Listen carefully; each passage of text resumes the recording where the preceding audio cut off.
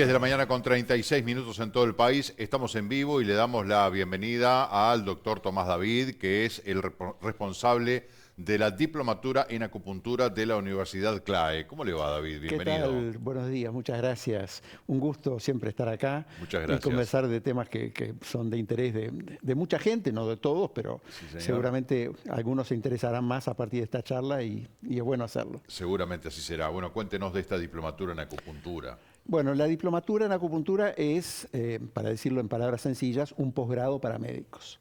La acupuntura, si bien tiene muchos miles de años, a partir de sus orígenes en países que eran, bueno, hoy es China, Corea, Vietnam, Japón, en esa época eran imperios chinos, si bien nace allí y es una medicina que originalmente es muy empírica y dogmática, basada en creencias taoístas, etcétera, hoy en realidad, después de que entró en Occidente, se ha convertido en una ciencia.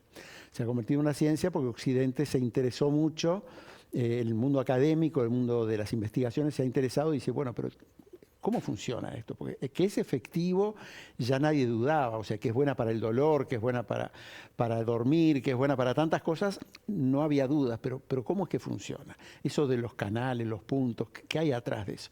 Y entonces un poco desde el año 50 para acá, o de la década del 50, se empezó a investigar mucho y a medida que avanzaba el conocimiento de las neurociencias, se empezó a entender qué pasa cuando ponemos una agujita en el cuerpo.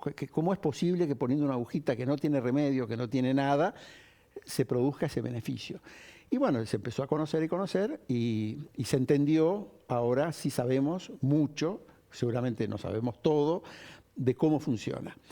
Y entonces, bueno, hace unos años, ya en el año 2001, se entendió que la acupuntura era una disciplina médica, era un acto médico, que no se podía tratar un dolor sin saber qué había atrás de ese dolor, que no es cuestión de calmar sin saber si atrás no hay algún bichito que uno se esté comiendo, ¿verdad?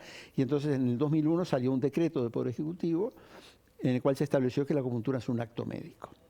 A partir de allí, en la Asociación Uruguaya de Acupuntura empezamos a dar cursos para médicos, siempre para médicos, y a partir del año 2021 se empezó a dar ya en un formato posgrado en la Universidad CLAE, en la Facultad de Medicina. Y bueno, y este año empieza la tercera edición. Es un posgrado reconocido por el Ministerio de Educación y Cultura, que va a llevar un título de especialista que tendrá que habilitarse en el Ministerio de Salud Pública, como cualquier posgrado, como cualquier posgrado. Se llama diplomatura porque tiene una extensión acorde a lo que se necesita saber. O sea, no es como las especialidades quirúrgicas o incluso cardiología, pediatría, que son 3 años intensos. No, estos son 2 años en un régimen de fines de semana cada 3 semanas, cosa de hacerlo también llevadero, porque hay que estudiar atrás. Y bueno, hoy es un posgrado. Es la tercera edición que sale en ECLAE, 2021 fue la primera, 23, y ahora en el 25, porque nosotros nos abocamos a lo largo de los 2 años, los directores académicos y los docentes, solamente a un grupo de médicos. No queremos estar superponiendo posgrados. Yo empecé el año pasado, yo estoy en primero, estoy en segundo, no. Nos dedicamos a un posgrado a la vez. Y bueno, estamos muy contentos de largar de vuelta, porque para nosotros es un prestigio estar en la Universidad CLAE, una facultad de medicina excelente, orgullo del departamento, orgullo del país, obviamente, porque además tiene sedes en otro lado. Y creo que prestigia un poco la experiencia docente que teníamos en la Asociación de Acupuntura desde el año 2005. Es decir, ya llevamos 20 años formando médicos. Eso, en el ámbito académico, con el apoyo académico de una facultad de medicina formal, creo que es un sueño largamente acariciado, ¿no? Que la acupuntura fuera una especialidad, que sea reconocida, que sea de médicos, que no sea practicada por personas que no tienen la capacidad de hacer un diagnóstico previo, porque uno va y dice, mire, me duele la cabeza, ¿no? Entonces le pongo las agujitas y le alivio el dolor de cabeza. ¿Y qué hay atrás, no? En eso se basó el decreto del acto médico. No se basó en que la aguja puede lastimar o no lastimar, que también es así. Se basó en que la acupuntura requiere un diagnóstico previo, requiere un seguimiento de los resultados obtenidos, que hace falta hacer interconsultas con especialistas, que el médico que hace acupuntura sepa interpretar un estudio, una radiografía, una tomografía. Entonces el paciente sabe que su médico acupuntor lo está viendo de una manera integral. Me parece que es como cualquier terapéutica, sobre todo que tratamos cosas muchas veces serias, ¿no? Un dolor puede ser una molestia pasajera, pero puede ser algo que haya atrás, un problema de asma, por ejemplo, un problema de colon irritable. Tantos problemas que la gente arrastra años y años y años, y con la acupuntura me parece mentira, pero se resuelve y para siempre. ¿Cualquier dolencia se puede resolver con la acupuntura? No, no es ni mágica ni es para todo. El médico es el que tiene que saber si eso es otro motivo para ser médico, si la acupuntura es la mejor opción terapéutica para ese paciente. Porque de repente el paciente viene con algo, pero yo médico sé que si bien la acupuntura le puede ayudar, hay cosas que son más efectivas que la acupuntura. Entonces uno le va a decir, mira, la acupuntura te puede llevar tanto tiempo, pero seguramente con esto otro lo podrás resolver antes. Y eso es parte del acto médico, ¿no? No quedarse con todos los pacientes porque vienen a uno y entonces yo lo voy a tratar. Si me preguntas si sirve para todo, te diría que sirve para 3 grandes áreas de la salud humana. Bueno, más allá de que contribuya a preservar la salud. Pero sirve para toda enfermedad que curse con dolor, diagnóstico previo. Sirve para trastornos funcionales, en el cual algún órgano no anda bien, una gastritis, un asma, trastornos de fertilidad que se usa mucho ahora. En fin, una serie de situaciones que llamamos funcionales. Y el tercer gran espectro son los problemas emocionales no graves, ¿no? Insomnio, ansiedad, angustia, situaciones que la gente está padeciendo mucho y cada vez más en estos tiempos. Y la acupuntura, uno de los efectos que produce es que a través de este estímulo, el cerebro segrega nuestros propios medicamentos, segrega serotonina, endorfinas, adrenalina, segrega una serie de neurotransmisores que se llaman, que hace que la persona se sienta mejor y se pueda revertir un estado depresivo, pueda empezar a dormir mejor, llevar a su tiempo, porque si hace 20 años que toma remedio para dormir, tampoco es tiro las pastillas y empiezo, es un proceso, ¿no? Pero bueno, con su seguimiento. Mencionó el tema de la fertilidad, que de repente a mucha gente le puede atraer este tema, ¿no? Sobre todo quienes están buscando a través de diferentes técnicas el poder formar una familia. ¿Cómo se aplica en ese sentido? Se puede aplicar directamente en personas que están buscando tener familia, dicho en lenguaje sencillo, o también como tratamiento previo a procedimientos de fertilización asistida, ¿no? Todos los estudios publicados en las mejores revistas, ya no de acupuntura, las mejores revistas internacionales vinculadas al tema, ¿no? Han demostrado que el índice de éxitos de fecundación con acupuntura previa y sin acupuntura previa son muy distintos a favor de los tratamientos con acupuntura previa. De hecho, tenemos algunos egresados de los primeros cursos allá, que se han dedicado exclusivamente a eso y bueno, tienen un éxito muy importante, muy importante. Obviamente la esterilidad no es tratable con acupuntura, es una persona, o sea, se necesita un óvulo y se necesita espermatozoide sano, pero muchas veces el proceso de fecundación está afectado o hay una baja tasa de ovulación o hay muchos factores que pueden hacer que las parejas tengan dificultades en concebir. Y la acupuntura puede contribuir a aumentar las chances. No es garantía tampoco, porque depende de cada caso, pero aumenta las chances. Y cada vez más problemas, cada vez más parejas están teniendo, acá y en todo el mundo, problemas de fertilidad. Si es el medio ambiente, si es el estrés, si son los problemas de pareja, si son los problemas de la alimentación. Es multifactorial, pero lo cierto es que la vida de hoy ha llevado a que observemos cada vez más personas con dificultades para tener familia.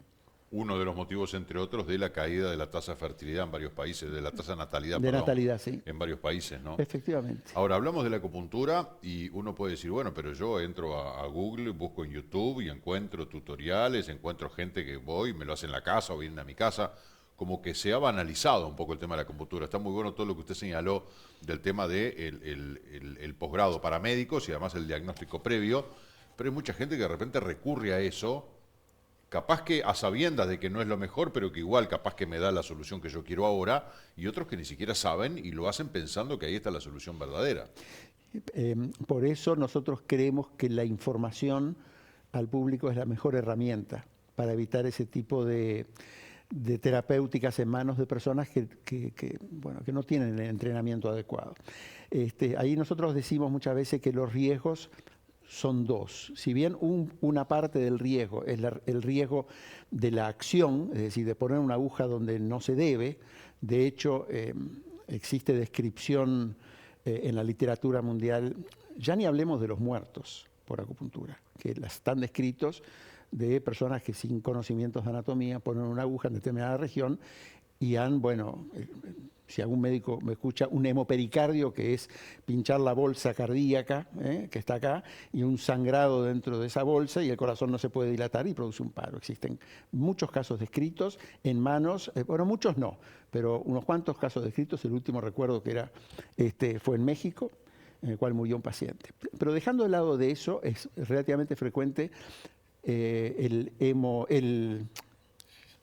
pinchar en la zona del pulmón y formar un daño con retracción del pulmón, por explicarlo fácil, y entra aire al pulmón y entonces se produce ese colapso. Eso es algo relativamente frecuente, descrito en manos de médicos, de personas no entrenadas. Pero el mayor riesgo que nosotros vemos allí, porque la aguja ahí es un arma blanca, el mayor riesgo que vemos es justamente ese, el que la persona no sea capaz de diagnosticar el paciente que tiene adelante. Entonces el paciente va a decir, mire, vengo porque me duele la cabeza, ¿no? Y bueno, ¿qué es lo que le está pasando? ¿Qué es lo que hay atrás de ese dolor de cabeza? Solamente lo voy a calmar. Y entonces, ¿cuál es la ventaja de la acupuntura sobre analgésicos que también calman, ¿no? Entonces, ¿cuál es la ventaja? Bueno, la ventaja de la acupuntura es que en realidad me ha pasado varias veces, por suerte, de encontrarme pacientes por la calle que he tratado, por ejemplo, por migrañas de mucho tiempo de evolución, incluso con antecedentes familiares, y que te digan, mira, nunca más. Perdóname que no fui más ni te llamé, pero nunca más me vino el dolor de cabeza. Eso pasa con la acupuntura, ¿no? Pero pasa con la acupuntura cuando uno hace una acupuntura dirigida al problema, porque no todos los dolores de cabeza son iguales, ¿no? Entonces, tenemos que dirigir el problema.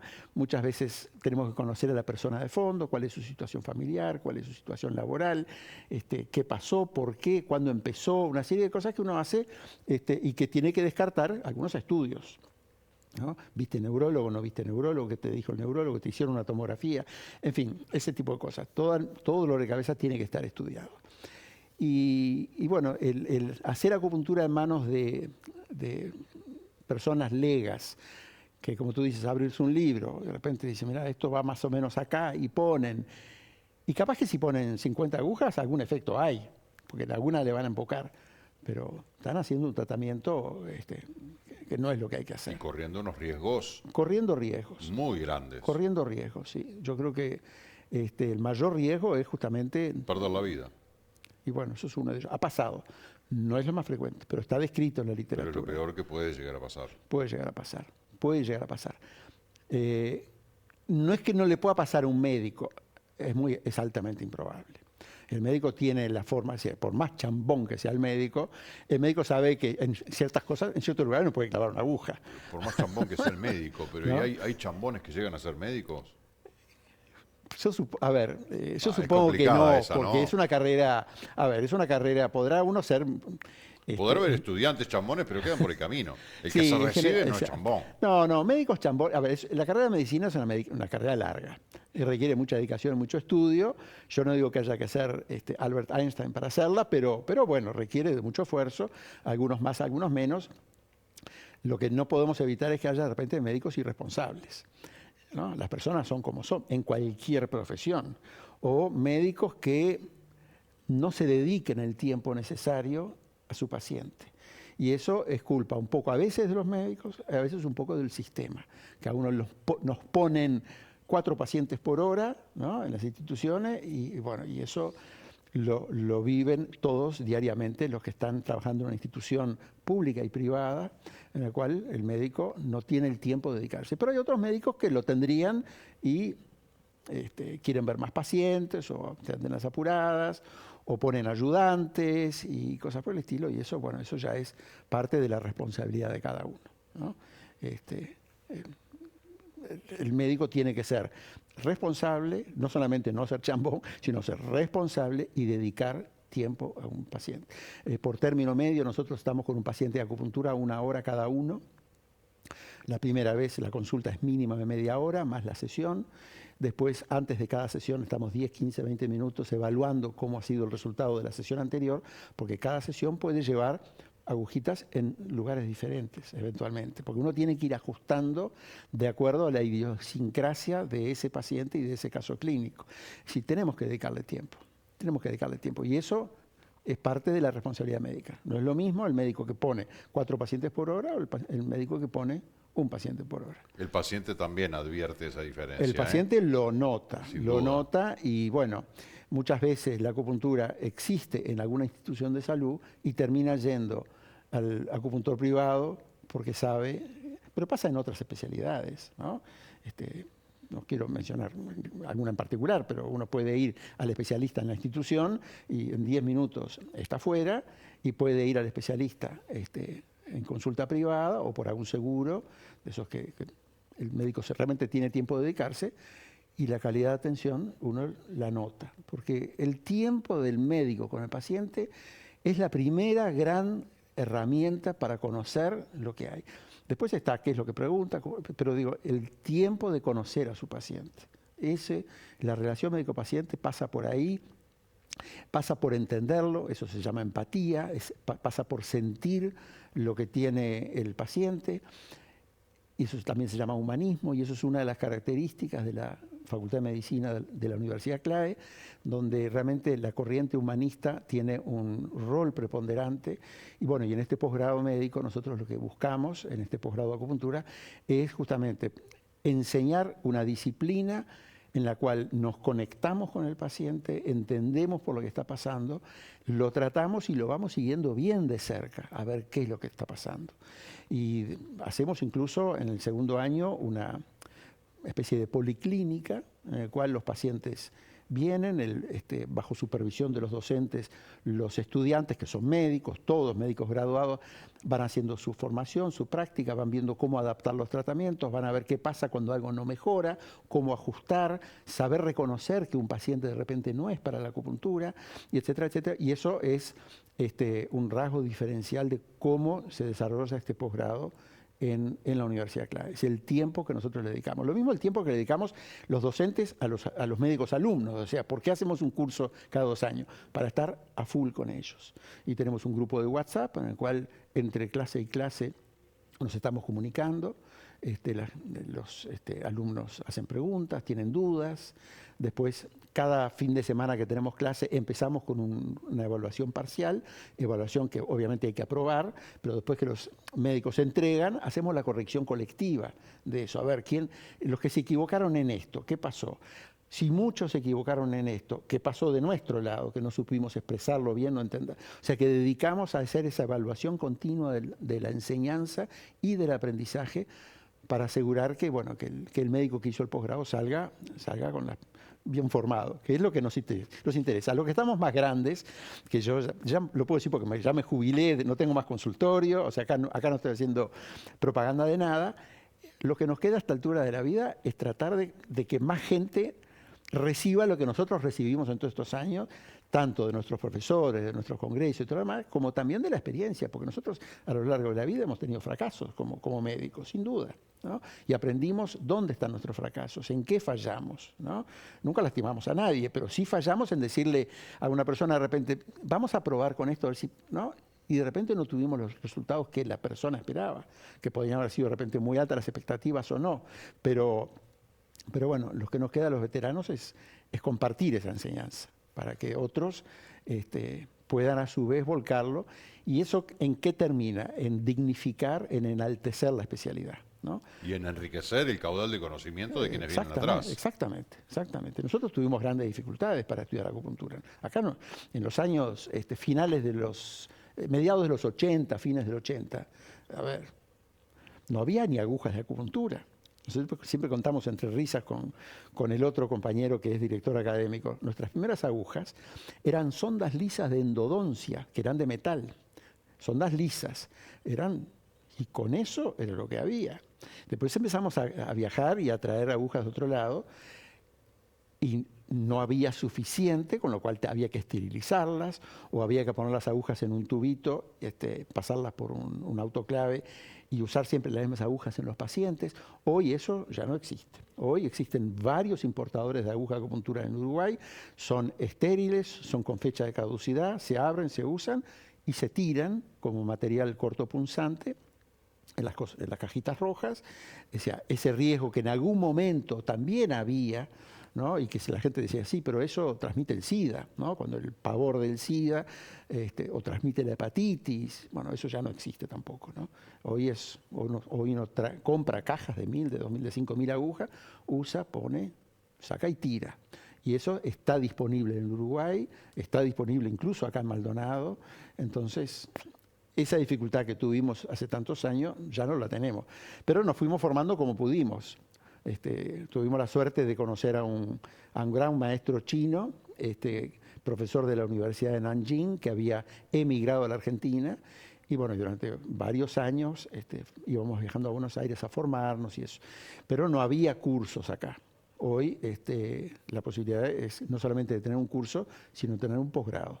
Y ese posgrado sale con un diploma de posgrado, con el sellito del Ministerio de Educación y Cultura, con la habilitación del Ministerio de Salud Pública y le habilita a ejercer esa especialidad. ¿Cuántos médicos formarán parte de esta diplomatura 2025? ¿Ya saben? No sabemos porque están las inscripciones abiertas. Ajá. Yo ahora voy a ir hasta el CLAE, sacar la vuelta, a ver cómo vamos, pero el número ya es interesante y bueno, hay tiempo todavía hasta el inicio, que es en mayo, de inscribirse. Solo que, bueno, parece hecho a propósito, pero en realidad hoy estamos a 27, mañana es el último día en el cual hay una bonificación del 50% en la matrícula. No vamos a hablar de números, pero bueno, eso es un estímulo para quien se resuelva, pueda inscribirse. Y hay nosotros anteayer dimos una charla abierta para los interesados por Zoom, había más de 40 inscriptos para la charla y bueno, ahí explicamos muchas cosas sobre la acupuntura para romper algunos mitos, sobre el curso, y posibilidad de preguntas y respuestas de parte de los médicos asistentes.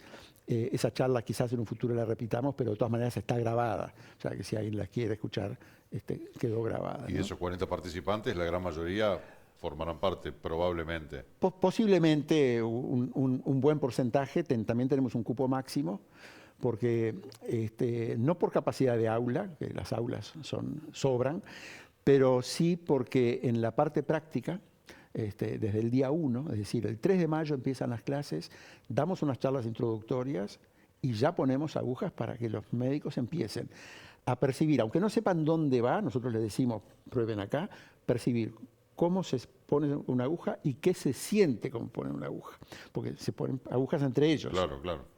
Porque también hay que saber, cuando uno pone una aguja, lo que siente el paciente. Entonces, desde el día 1 hay prácticas. Y entonces, de acuerdo al número de docentes que tenemos, los grupos de práctica tienen que ser chicos, porque si yo me pongo a supervisar a 15 personas, no tengo manera de supervisar.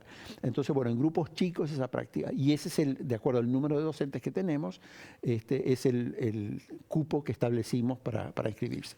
Ya que mañana es el último día para poderse inscribir con bonificación, ¿una página web o un teléfono? ¿Cómo hacen? Bueno, pueden escribir al CLAE directamente al correo electrónico, que es contacto@clae.edu.ui.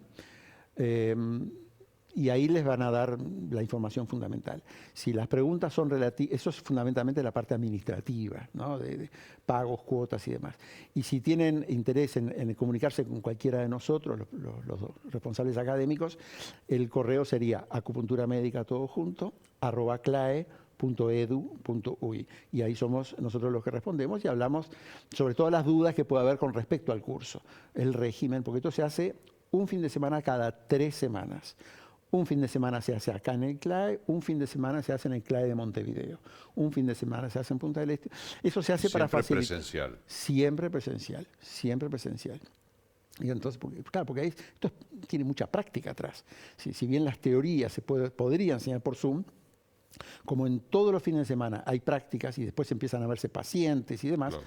y bueno, sí, esto es presencial, ni ¿no? que hablar. No se puede hacer de otra manera, ¿no? Doctor David, gracias por acompañarnos, muy interesante todo lo que nos contó y bueno, lo mejor para este año 2025. Bueno, muchísimas gracias por hacernos este lugar siempre y difundir las actividades académicas y bueno, también obviamente lo de conciertos cuando vengamos por acá. Ya hablaremos de música, que también es muy interesante siempre. Gracias, Gracias Tomás, a ti. un placer.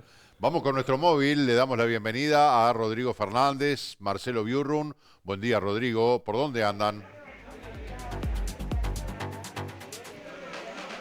Muy buenos días, Marcelo. Buenos días a toda la teleaudiencia. Muy buenos días a todos mis compañeros. Hoy un jueves gris, bastante gris, pero eso no nos impide movernos, venir y transmitir, que es lo que nos gusta hacer. Y estamos aquí en la Torre San Fernando, exactamente en el Mides, acá en la oficina del Mides departamental, porque hoy se culmina una gestión, se culmina justamente la gestión de la directora del Mides, que va a estar realizando también Magdalena Zumarán un balance de lo que fue esta gestión y este periodo antes de su partida. Así que nos vinimos acá y en breve nomás, en breve vamos a estar con nota. Justamente ella en este momento está en vivo con otros colegas, con otros compañeros, pero ya la vamos a tener nosotros, ya va a estar en vivo con nosotros y bueno, y nos va a contar un poco de todo el trabajo que realizó siendo la directora y estando al frente del MIDES aquí departamental. Así que básicamente era saludarlos y bueno, en breve volvemos. ¿Te parece, Marcelo? Nos vamos a estudio. Impecable, muchas gracias, Rodrigo. Vamos a ver más adelante, allí la vemos a la escribana Zumarán, conversando con varios colegas. Después va a estar conversando con nosotros una escribana, Magdalena Zumarán, una mujer política dedicada durante muchos años, de familia política, que ha militado siempre en el Partido Nacional, ha ocupado cargos importantes, como fue la dirección departamental del Mides, y eventualmente ahora sería candidata a alcaldesa en las próximas elecciones de mayo, así que vamos a ver en un ratito qué nos cuenta Magdalena Zumarán. Tenemos que hacer la pausa luego de 3 minutos de las 11 de la mañana, ya venimos.